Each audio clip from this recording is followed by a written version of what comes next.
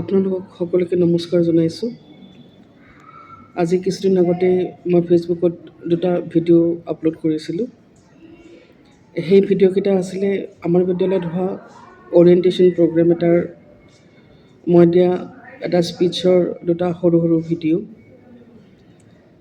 সেই অনুষ্ঠানটোত মই এখন কিতাপৰ কথা কৈছিলোঁ। কিতাপখনৰ নাম আছিলে উইণ্টাৰিং, লেখিকা কেথৰিন মে।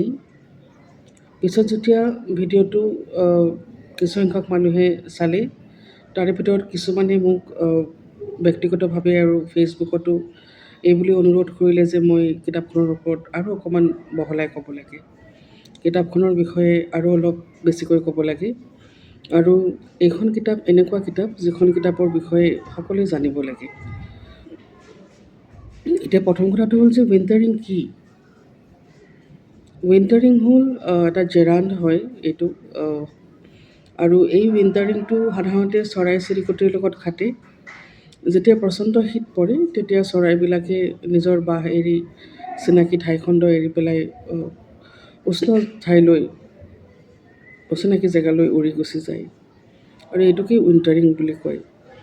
আৰু কিতাপখনত উইণ্টাৰিংটো এটা প্ৰতীক হিচাপে ব্যৱহাৰ কৰা হৈছে, আৰু এই প্ৰতীকটো হৈছে মানুহৰ জীৱনলৈ অহা শীতকাল, মানে কঠিন সময়বিলাকৰ প্ৰতীক।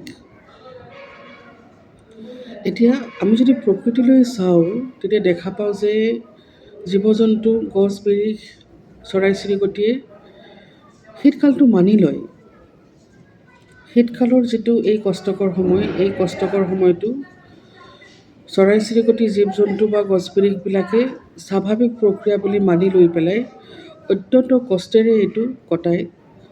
কিন্তু এনেকুৱা নহয় যে শীতকালত সকলোবিলাক মৰি থাকে। শীতকালটো পাৰ হৈ যোৱাৰ পিছতেই যেতিয়া পুনৰ বসন্ত আহে, সেই একেবোৰ গছ বিৰিখ সেই সেউজীয়া পাতেৰে জিলিকি উঠে, আৰু জীৱ জন্তুবিলাকেও শীতনিদ্ৰাৰ পৰা ওলাই আহে, আৰু চৰাইবিলাকো নিজৰ আপোন ঠাইলৈ ঘূৰি আহে। জীৱ জন্তুৱে জানে কেনেকৈ শীতকালটো পাৰ কৰিব লাগে। এতিয়া মানুহ হিচাপে কিন্তু আমি এই কথাটো আজিলৈকে শিকা নাই। যদিও প্ৰকৃতিৰে অংশ আমি ভাবোঁ যে আমি জীৱ জন্তু, গছ বিৰিখতকৈ বেলেগ, গতিকে আমাৰ জীৱনত শীতকাল নাহে, বেলেগ কাৰোবাৰ জীৱনত আহিলেও আমাৰ জীৱনত নাহে, আমি এনেকৈ ভাবি থাকোঁ। আৰু এইটোৱেই কাৰণ যে আমি এনেকুৱা সময়ত খুব অসহায় অনুভৱ কৰোঁ, খুব অকলশৰীয়া অনুভৱ কৰোঁ। কাৰণ কেনেকৈ উইণ্টাৰিং কৰিব লাগে, শীতকালটো কেনেকৈ অতিবাহিত কৰিব লাগে আমি নাজানো। আমাৰ ছ'চাইটিত কিছুমান বিষয় এতিয়ালৈকে নিষিদ্ধ হৈ আছে। তাৰে ভিতৰত এটা বিষয় হৈছে দুখ। আমি সৰুৰ পৰা এইটো শিকিয়ে ডাঙৰ হৈছোঁ যে দুখটো লুকুৱাই ৰখা বস্তু। ঘৰত কাৰোবাৰ কিবা ডাঙৰ বেমাৰ হৈছে, ছোৱালীজনীয়ে কিবা এটা নকৰিবলগীয়া কাম কৰিছে, ল'ৰাটোৱে কিবা এটা উৎপাত কৰিছে, বা কিবা আৰ্থিক অনাটন হৈছে, এনেকুৱা ধৰণৰ কঠিন সময়বিলাক আমি লুকুৱাই ৰাখিব লাগে বুলি আমি সৰুৰ পৰা শিকি আহিছোঁ। কিন্তু এইটো ভুল কথা। এই যে আমি লুকুৱাই ৰাখিব শিকিছোঁ দুখটো, কাৰো লগত নাপাতোঁ কথা, সকলোকে এইটো দেখুৱাই থাকোঁ যে চব ঠিকে আছে জীৱনত, আমাৰ জীৱনত চব ঠিকে আছে, আমি হেপ্পী। এইটোৱে কিন্তু পিছলৈ গৈ পেলাই আমাৰ কাৰণে মানসিক ৰোগ হৈ পেলাই দেখা দিয়ে। এতিয়া আধুনিক সমাজত সেইকাৰণে মানসিক বেমাৰবোৰ বেছি, কাৰণ আমি যিবিলাক ছ'চিয়েল প্লেটফৰ্ম আছে সেইবিলাকত এইটো দেখুৱাবলৈ শিকিছোঁ যে আমি খুব এনজয় কৰিছোঁ জীৱনটো, কোনো সমস্যা নাই। আমি এতিয়ালৈকে শীতকালটো অতিবাহিত কৰিবলৈ, জীৱনৰ কঠিন সময়টো পাৰ কৰিবলৈ শিকা নাই। কিন্তু কেথৰিন মে কিতাপখনত কৈছে যে নিজৰ দুখৰ বিষয়ে কথা পতাটো একো বিৰাট ডাঙৰ কথা নহয়, কাৰণ দুখটো কিবা এটা লাজৰ বা পৰাজয়ৰ কথা নহয়। দুখ মানে লাজ বা পৰাজয় নহয়, ই সুখৰ দৰে এটা স্বাভাৱিক প্ৰক্ৰিয়া। খলিল জিব্ৰানে যেনেকৈ কৈছিলে যে সুখ আৰু দুখ অভিন্ন নহয়। এজন যেতিয়া তোমাৰ মূৰৰ ফালে শুই থাকে আনজন তোমাৰ ভৰিৰ পঠনত বহি থাকে। তাৰমানে দুয়োটা সদায় একেলগে থাকে জীৱনত। এইখিনিতে কেথেৰিন মে 3টা প্ৰক্ৰিয়াৰ কথা কৈছে। তাৰে প্ৰথমটো হৈছে দ্য আৰ্ট অফ প্ৰিজাৰ্ভেশ্যন। খুব ঠাণ্ডা পৰা ৰাজ্য বা দেশ কিছুমানত মানুহবিলাকে গৰমৰ দিনতেই কিবা কিবি বস্তু গোটাই সেইবিলাক সংৰক্ষণ কৰি থৈ দিয়ে, প্ৰিজাৰ্ভ কৰে, যাতে ঠাণ্ডাৰ দিনত যেতিয়া সেইবিলাক নোহোৱা হৈ যাব তেতিয়া সেইবিলাক ব্যৱহাৰ কৰিব পাৰে। এতিয়া মানুহৰ ক্ষেত্ৰত সেইটো কেনেকৈ প্ৰযোজ্য? আমাৰ ভিতৰত অসীম শক্তি আছে,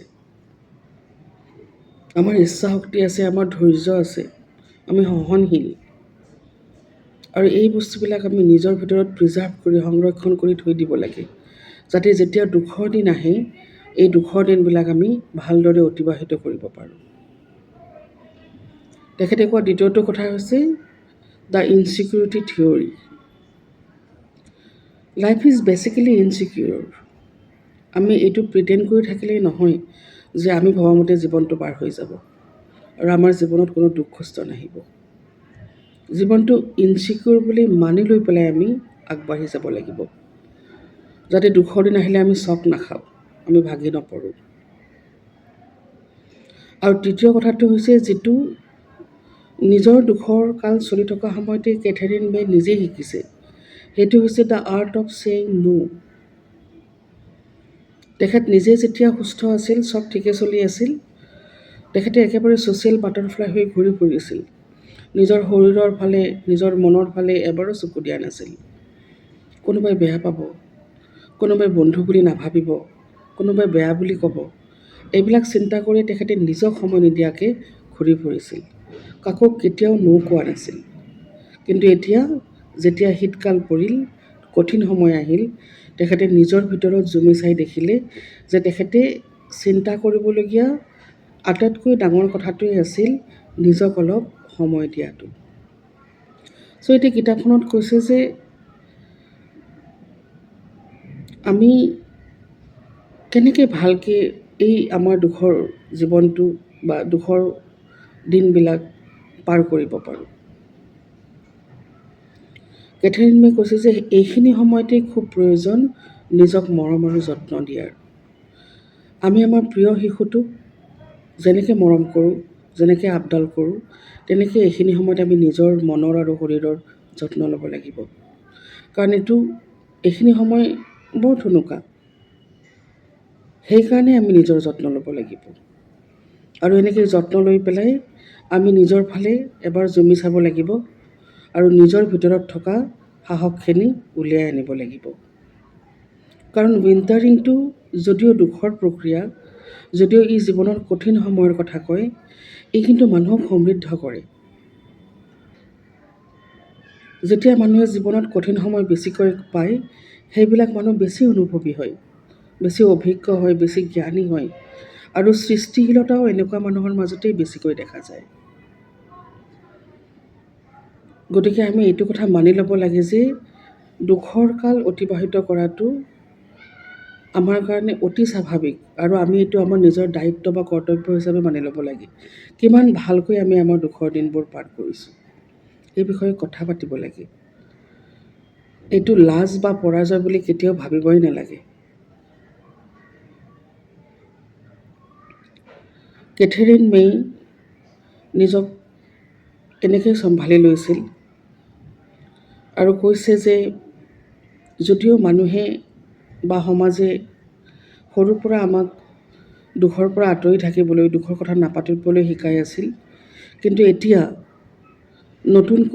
নতুন সমাজে এইটো কথা শিকা উচিত যে দুখ মানে লাজ বা পৰাজয় নহয়, আৰু দুখ লুকুৱাই ৰাখিব নালাগে।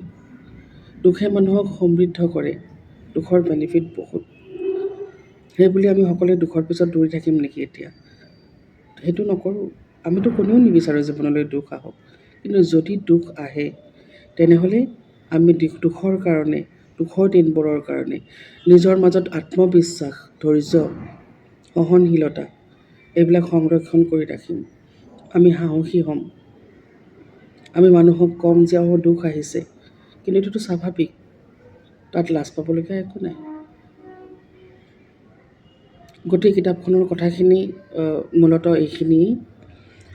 আজিলৈ মই ইয়াতে সামৰিছোঁ আৰু পিছত কেতিয়াবা আৰু কোনোবা ভাল গ্ৰন্থৰ কথা আপোনালোকক ক'ম।